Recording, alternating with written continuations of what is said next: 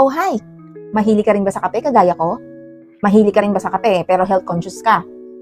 Kailangan all natural, increase metabolism, and with natural sweetener. Kagaya nga nitong Vibrant Coffee. Before kasi ako uminom nitong Vibrant Coffee, ang problem ko talaga is I'm constipated, tapos medyo mataas na nga yung sugar ko kasi nagpa-check up nga ako. So, I did a research dahil mahilig nga ako sa kape. I did a research, eto nga yung nakita ko, yung Vibrant Coffee.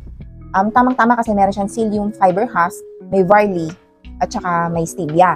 So, pwedeng-pwede ka ako sa akin. So, doon ko napansin na after kung yung one box, yung pangalawang box ko na, umayos yung bowel movement ko. And hindi naman ako nakakaramdam ng hilo kasi pag tumataas yung sugar ko, medyo nahihilo ako eh.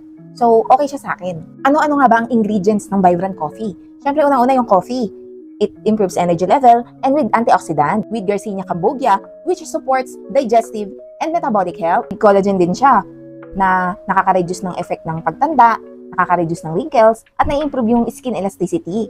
Green tea na nakaka-boost ng metabolic rate at mataas din sa antioxidant. Meron din siyang psyllium fiber husk na nakaka-lower ng cholesterol levels, tsaka ng sugar levels, at nakaka-relieve din siya ng constipation. With green coffee bean na nakakatulong para ma-reduce yung mga chronic diseases like yung diabetes and sakit sa puso.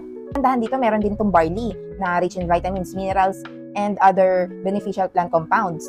Meron siyang non-dairy creamer, kaya it's lactose-free. Meron din itong mangosteen. Alam niyo naman ang mangosteen ay rich in antioxidant and vitamins.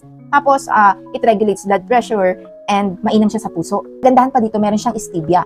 Alam naman natin na ang stevia is a natural sweetener na walang calories at galing pa sa plant. So, it's all natural talaga.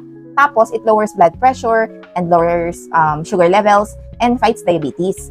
So, maraming ingredients, marami ring health benefits. It's only 265 pesos per box with 7 sachets. 7 sachets na siya, guys. 265 pesos lang. Tapos, ang kagandahan dito, it's FDA approved. And recommended siya 1 to 2 times a day lang. Pwede mo siya timplahin, depende sa kung anong preferred mo, kung hot or cold. At 88 calories lang siya per serving. Kaya guys, try na ang kape na hindi lang pampagising, swabe ang lasa, solid ang benefits. Kape mo, lifestyle mo. Kaya check out na sa Yellow Basket.